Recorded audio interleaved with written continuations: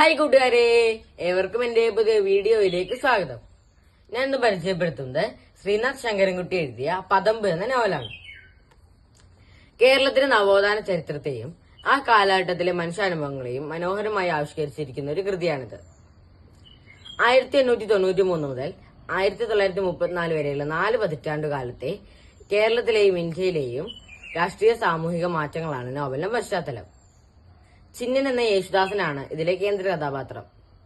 യേശുദാസന്റെ ജീവിതത്തിലൂടെയും അനുഭവങ്ങളിലൂടെയുമാണ് നവോത്ഥാന കാലത്തെ ചരിത്രം വായനക്കാർക്ക് മുന്നിൽ തെളിയുന്നത്. അയ്യങ്കാളി, മഹാത്മാഗാന്ധി, ശ്രീനാരായണ ഗുരു തുടങ്ങിയ ചരിത്ര പുരുഷന്മാരുടെ സാന്നിധ്യം നോവലിലുണ്ട്. ചരിത്രരേഖകൾക്ക് സമാന്തരമായി ഭാവനയുടെ സഹായത്തോടെ മനുഷ്യരുടെ വൈകാരിക ലോകം നോവലിസ്റ്റ് ഇവിടെ അടയാളപ്പെടുത്തുന്നു. ജാതീയമായ വിവേചനങ്ങളും അധസ്ഥിത വിഭാഗങ്ങളുടെ പോരാട്ടങ്ങളും നോവലിലെ പ്രധാന പ്രമേയങ്ങളാണ്. ജാതി എന്നത് ഉള്ളിൽ നിന്നും തുടച്ചു മാറ്റാൻ പറ്റാത്ത ഒന്നായി മാറിയ സാഹചര്യം യേശുദാസനിലൂടെ വായനക്കാർ തിരിച്ചറിയുന്നു. നവോത്ഥാന കാലത്തെ വളരെ ലളിതമായും എന്നാൽ ആഴത്തിലും നോവലിൽ ചിത്രീകരിച്ചിരിക്കുന്നു. ചരിത്രം രേഖപ്പെടുത്തുമ്പോൾ വിട്ടുപോയിടങ്ങൾ ഭാവനയിലൂടെ പൂരിപ്പിക്കാൻ എഴുത്തുകാരന് സാധിച്ചിട്ടുണ്ട്. 1893 കൊച്ചിയിലെ ചിറ്റൂർ ദേശത്ത് ഒരു പുലയൻ കൊല്ലപ്പെടുന്ന സംഭവത്തിൽ നിന്നാണ് കഥ ആരംഭിക്കുന്നത്. യേശുദാസന്റെ ജീവിതത്തിലൂടെയും ഡയറിക്കുറിപ്പുകളിലൂടെയുമാണ് കഥ പുരോഗമിക്കുന്നത്.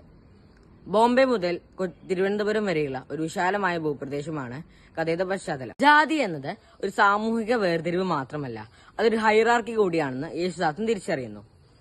ജാതി ചൂഷണത്തെയും വർഗ ചൂഷണത്തെയും കുറിച്ചുള്ള ഗൗരവമായ സംവാദങ്ങൾ നോവലിലുണ്ട്. ലളിതവും എന്നാൽ ദാർശനികവുമായ ഭാഷയിലാണ് നോവൽ എഴുതിയിരിക്കുന്നത്. യേശുദാസൻ തന്റെ ജീവിതാനുഭവങ്ങൾ ഒരു ഡയറിയിൽ കുറിച്ചു വയ്ക്കുന്നുണ്ട്. ഈ ഡയറി വെറുമൊരു പുസ്തകം മാത്രമല്ല, മറിച്ച് ദളിത് ജീവിതത്തിന്റെ പോരാട്ട വീര്യത്തിന്റെയും നോവിന്റെയും ചരിത്രരേഖയാണ്. യേശുദാസന് മരണശേഷം അയാളുടെ മകൻ റപ്പേലിലൂടെയും പിന്നീട് കൊച്ചുമകൻ യൂദാസിലൂടെയുമാണ് ഈ ചരിത്രം വായനക്കാരിലേക്ക് എത്തുന്നത്. ഒരു സുഹൃത്ത് യേശുദാസനെ മദ്രാസിലെ തോട്ടി തൊഴിലാളികളുടെ പ്രശ്നം പരിഹരിക്കാനായി വിളിക്കുന്നു. അവിടെ എത്തി അവരുടെ ദുരിതപൂർണമായ ജീവിതം കണ്ട് യേശുദാസൻ അവരിലൊരാളായി നിന്ന് അവരുടെ പ്രശ്നം പരിഹരിക്കുന്നു. മദ്രാസ് ജീവിതകാലത്ത് 2ാം ലോകമഹായുദ്ധത്തിൽ ബർമയിൽ നിന്ന് ഇന്ത്യയിലേക്ക് പലായനം ചെയ്യുന്നവരെ കാണുന്ന രംഗം ഇതിൽ വളരെ വൈകാരികമായി വിവരിച്ചിട്ടുണ്ട്. എഴുതപ്പെട്ട ചരിത്രങ്ങളിലെ വിജയകഥകൾക്കപ്പുറം ആരും ശ്രദ്ധിക്കാതെ പോയ പരാജയപ്പെട്ടവരുടെ അല്ലെങ്കിൽ രക്തസാക്ഷികളുടെ കഥ കൂടിയാണ് പദമ്പ്. മാതൃഭൂമി ബുക്സാണ് ഈ പുസ്തകം പ്രസിദ്ധീകരിച്ചിരിക്കുന്നത്. അപ്പോൾ മറ്റൊരു പുസ്തകവുമായി അടുത്ത വീഡിയോയിൽ കാണാം. അതൊരു ടാറ്റാ, ബൈ ബൈ.